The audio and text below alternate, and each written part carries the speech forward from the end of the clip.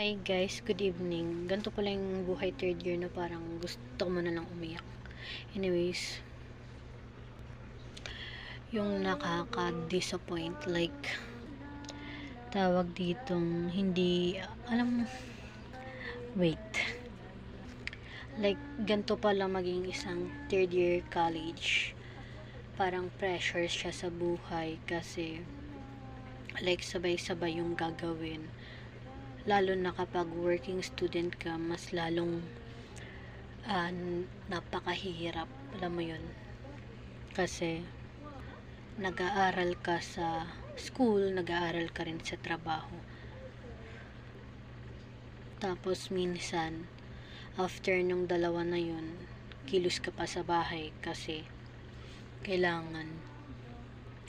Basta ngayon ko lang na-realize na parang ang sarap na lang umiyak.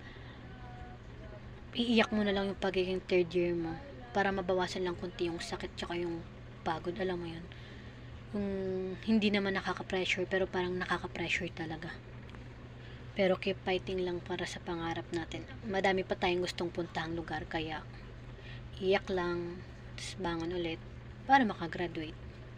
Ano lang to ang tawag dito, magreklamo ka lang ng magreklamo hanggang sa hindi mo na namalaya na graduate ka na pala. Tsaka yun, pag graduate ka na, parang mamimiss mo ulit yung pag-aaral. Basta ganun lang yung cycle ng buhay.